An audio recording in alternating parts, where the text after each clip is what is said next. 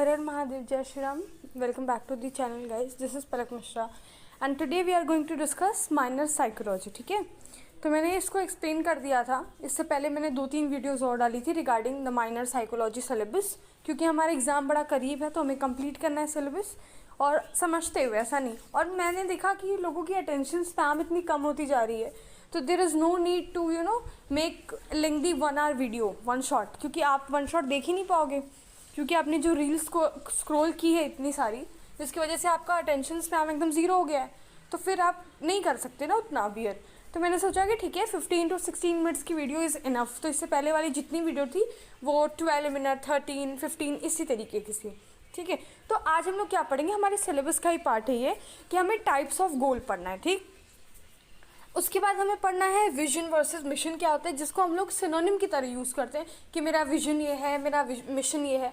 But vision and mission में एक difference होता है, जो कि आज हम इस वीडियो में समझेंगे. हम समझेंगे कि स्मार्ट गोल क्या होता है, SMART. तो जो हम गोल बनाते हैं उसमें जो SMART का मतलब समझेंगे क्या होता है, वो समझेंगे स्मार्ट गोल. फिर हम समझेंगे कि आखिर गोल मेकिंग पॉलिसी होती क्या है वो समझेंगे. ठीक, and what are the tools to measure. चलिए शुरू करते हैं guys without wasting any time. तो देख लो, शुरू में ही बताया, देखो गोल क्या होता है. गोल हमारे ऑब्जेक्टिव होते हैं ना, जो हम अचीव करना चाहते हैं अल्टीमेटली. अब अचीव तो बहुत कुछ करना चाहते हैं, एक साथ तो कुछ अचीव होगा नहीं. तो कैसे अचीव होगा, बहुत ही सिंपल सी बात है, हम एक टाइम लिमिट बनाते हैं जिसके अंतर्गत हमारे ये सब गोल अचीव होते हैं कि इतने में इतना कंप्लीट कर लेंगे. जैसे आप कहते हो ना कि ये 1 साल का सिलेबस है फॉर एग्जांपल, तो आपको 6 मंथ्स में अगर पेपर देने हैं, ठीक, तो आपको लगता है कि ठीक है ये तो इस बार इतना तैयार कर लिया, ये सब्जेक्ट का इतना तैयार कर लिया, इतने महीने में हो जाएगा, इतने साल में, इतने अंतर्गत हो जाएगा.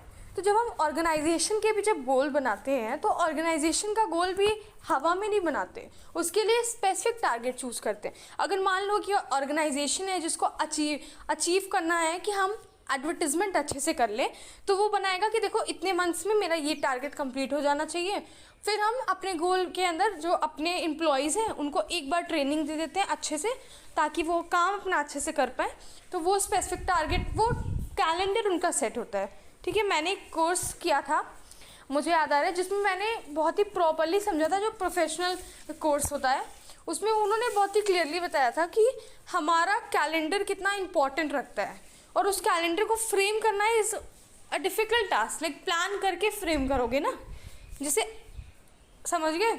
तो देखो गोल का मतलब समझ में आ गया कि ये अल्टीमेटली जो हम अचीव करना चाहते हैं वही हमारा गोल है. तो गोल 3 तरीके के हम लोग पढ़ेंगे, very short term goal and long term goal. ठीक है, चलो देखते हैं.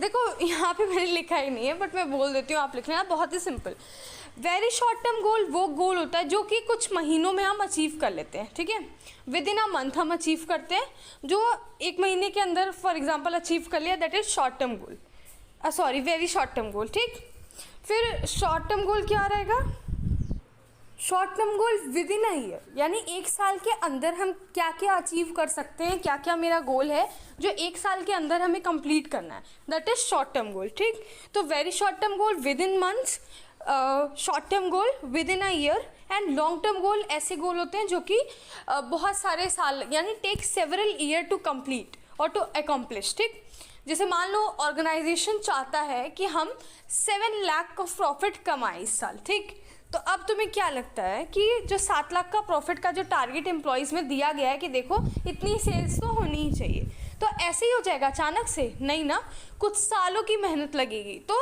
It take more than 1 year to accomplish और कंप्लीट. याद आया?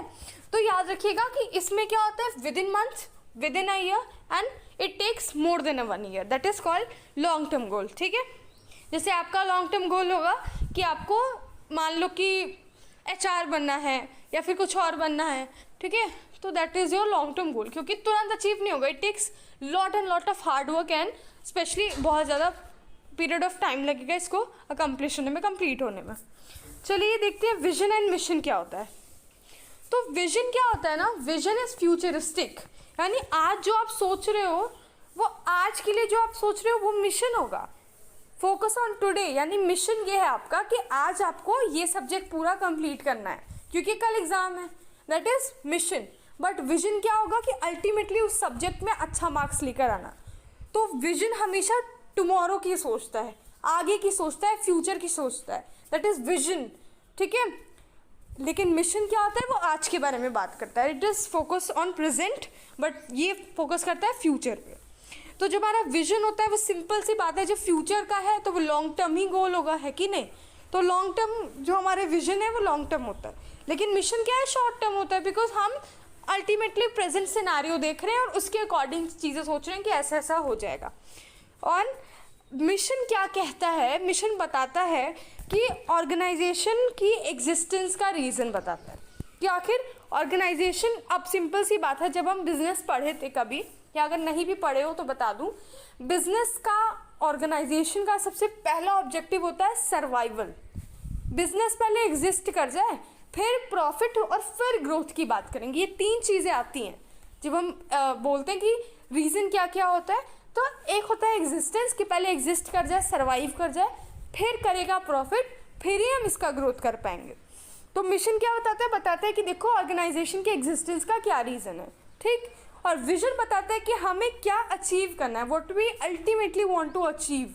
मान लो ऑर्गेनाइजेशन चाहता है कि हम top level of education provide करें ना, जैसे इस टाइम बहुत सारे एजुकेशन रिलेटेड ऑनलाइन प्लेटफॉर्म है, बहुत ही फेमस पर्सनालिटीज़ है, राइट, ठीक है। तो क्या है यहाँ पे, मान लो कि कोई चाह रहा है कि हम सबसे टॉप लेवल एजुकेटर बने, हमारा नाम बहुत हो, हमारे कोचिंग का नाम बहुत हो, समझ रहे हो।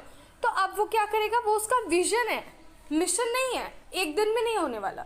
Vision is what we ultimately want to achieve. तो वो हमारी सिंपल सी बात है, फ्यूचर होगा, लॉन्ग टर्म होगा, बहुत ही simple and clear and crisp, ठीक है। आगे बढ़े, अब पढ़ेंगे देखो गोल मेकिंग पॉलिसी क्या होती है। अब देखो पॉलिसी वर्ड आ ही गया है, तो देखो ऐसी चीज़ें सोचना जो कि रियल लाइफ में तो एकदम पॉसिबल ही नहीं हो। अब आपका रियल लाइफ में पॉसिबल क्यों नहीं है, हर चीज़ कर सकता है इंसान, बिल्कुल कर सकता है, लेकिन जब करे तब तो सिर्फ सोच ही रहे हो आप। फॉर एग्जाम्पल कि अगर आपने टाइम टेबल बना दिया एकदम तगड़ा, 10 घंटे 12 घंटे का टाइम टेबल बनाया है कि आप देखो ना यूपीएससी तो ऐसे फर्स्ट अटेम्प्ट में क्रैक करूँगा, क्या सी सेट वी सेट सब एकदम मस्त क्रैक हो जाएगा, है कि नहीं। आपने रख दिया, बहुत अच्छा टाइम टेबल बनाया, क्या मस्त टाइम टेबल। अब उसमें कभी बैठ ही नहीं रहे हो, ना उस स्लॉट को कभी फॉलो कर रहे हो, ना कुछ टाइम लिमिट देख रहे हो, कुछ भी नहीं कर रहे हो, और आप सोच रहे हो देखो टाइम टेबल बन गया, अब तो मेरा यूपीएससी क्लियर। तो पॉसिबल है नहीं। This is what I am trying to say कि गोल मेकिंग पॉलिसी ऐसी सिचुएशन है where person someone set an unrealistic goal, ऐसी गोल जो कि अनरियलिस्टिक हो, क्योंकि बस इमेजिनेशन पे बनाई है ना। मैं सोच रही हूँ कि मैं प्लेन उड़ाने वाली बन जाऊँ, मैं सोच रही हूँ कि फाइटर जेट उड़ाऊँ, बट मुझे अभी तक पता ही नहीं है कि मुझे पढ़ना क्या है, मेरा सिलेबस नहीं पता है, हमें नहीं पढ़ा है, तो कहाँ से होगा। That is goal making policy, है ना, जो कि प्रैक्टिकल रियलिटी पे बेस्ड हो। फॉर एग्जाम्पल कि आपको चाहिए एकदम मस्त स्लिम बेली, ठीक है मान लो कोई लड़का है उसको चाहिए एब्स और लड़की है उसको चाहिए स्लिम बेली, या फिर लड़की को भी चाहिए हो सकता है एब्स, ठीक है, दोनों लोग का विश हो सकता है फॉर एग्जाम्पल। तो अब क्या करा, लड़का लड़की बस सोच रहे हैं कि देखो भाई मुझे तो बॉडी बनानी है, मेरा तो मस्त बाइसेप्स ट्राइसेप्स होगा, और लड़की कह रही है मेरी तो मस्त स्लिम बेली होगी, मस्त मेरा अच्छा फिजिक होगा। लेकिन दोनों के दोनों कभी एक्सरसाइज नहीं कर रहे हैं, ना ही कोई जिम जा रहे हैं, कुछ एक्सरसाइज नहीं कर रहे हैं, बस सोच रहे हैं कि देखना ऐसा बनाऊंगी ना बॉडी एकदम मस्त, सब देखते रह जाएंगे, समझ रहे हो। अब ये क्या है, गोल मेकिंग पॉलिसी। कुछ नहीं पता, प्रैक्टिकल रियलिटी यही है कि आप कुछ एक्सरसाइज नहीं कर रहे हो, ना ही एक्सरसाइज के लिए टाइम निकाल पा रहे हो। तो this is what goal making policy, ठीक है। जब आप अनरियलिस्टिक चीज़ें एक्सपेक्ट कर रहे हो और बिल्कुल अपना ज़ीरो इनपुट डाल के, this is goal making policy, है ना। ऐसा नहीं कह रही हूँ कि वो कभी अचीव नहीं कर पाएगा, कर पाएगा जब करेगा तो, सिंपल, ठीक। अब हम फाइनली हमारे स्मार्ट, देखो ये पूछेगा ही पूछेगा इस बार, वैसे तो हमेशा एमसीक्यू होता था बट इस बार रिटन होगा, तो थोड़ा स्टूडेंट्स घबरा रहे हैं, बट देखो चिल करो ना, ऐसा कुछ नहीं है जो सब कुछ पढ़ा और नहीं लिख पाओ, है ना। और हो भी सकता है कि आपका ख़राब पेपर जाए, बट क्या ज़रूरत है इतना ओवर थिंकिंग करने का। ऐसा तो है नहीं कि इसके बाद आपकी लाइफ ख़त्म हो जा रही है, या अब आपको लग रहा है कि अब सब कुछ फिनिश, ये वाला पेपर ख़राब गया तो ख़त्म ही मेरी कहानी, नहीं ना। आपको तो नहीं चाहिए कि आपको सोच रहे हो गिव अप करने का, तो there is no need to worry about it, right. Chill करके पढ़ो और चिल करके पेपर देने जाओ। देखो स्मार्ट गोल अप्रोच होता क्या है, S stand for specific, M stand for measurable, A stand for achievable, R for relevant and time bound. For example, गोल आपका कैसा होना चाहिए, स्पेसिफिक होना चाहिए, आपको पता हो कि आपको अचीव क्या करना है कि नहीं, है ना।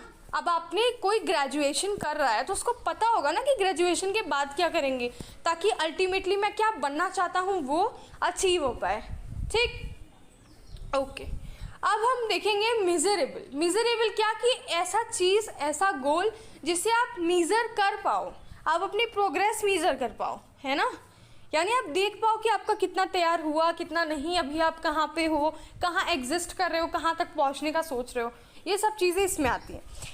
ए फॉर अचीवेबल, यानी ऐसा गोल चूज़ करो जो कि अचीव करने लायक हो। फॉर एग्ज़ाम्पल अभी फ़िलहाल आपके मैथ्स एकदम ज़ीरो है, ठीक है, मैथ्स में यूजुअली सबका मैक्सिमम ये हालत है, लेकिन आप सोच रहे हो कि आप ऐसी एग्ज़ाम को क्वालिफाई करो जिसमें मैथ्स एकदम स्टैंडर्ड लेवल का आता है, तो भाई ऐसा गोल चूज़ करो जो अचीवेबल हो। या तो उसके लिए पहले मेहनत करो, फिर ही वो गोल सेट करो ना।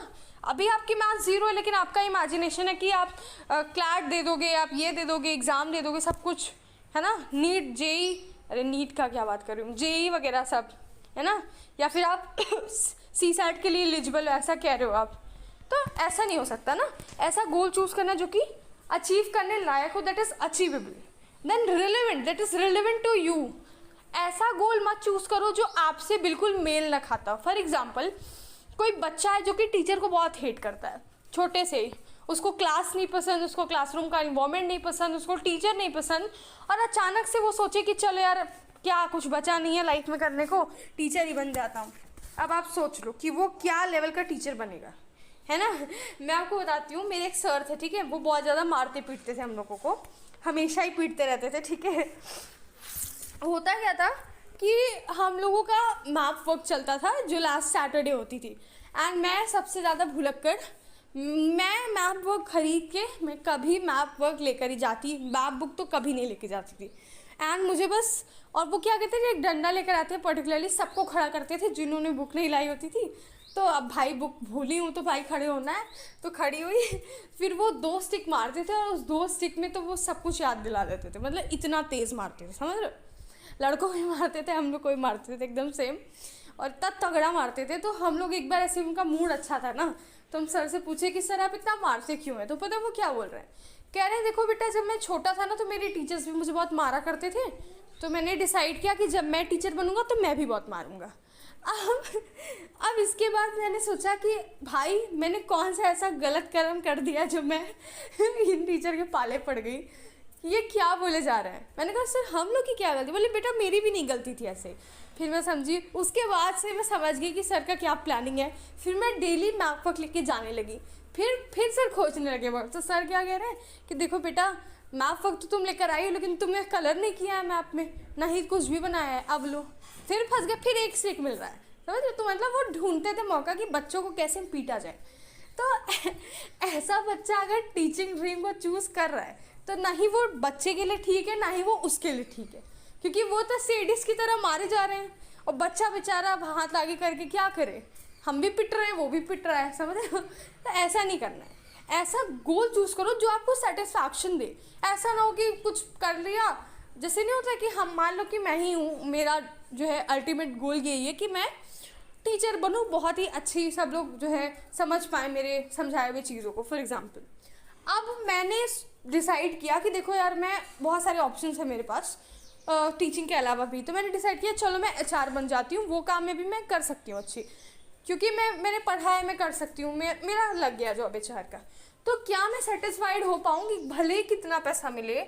जब पैसा आ जाता है तो सेटिस्फैक्शन की कमी आ जाती है। ये चीज़ आपने कभी फील की होगी तो आपको पता होगा कि अगर आपके पास पैसा है लेकिन आपके पास सेटिस्फैक्शन नहीं है तब भी आप नाखुश, अगर आपके पास सेटिस्फैक्शन है पर पैसा नहीं तब भी आप नाखुश, समझ रहे हो। बड़ी समस्या है, बड़ी दुविधा है इंसान के जीवन में।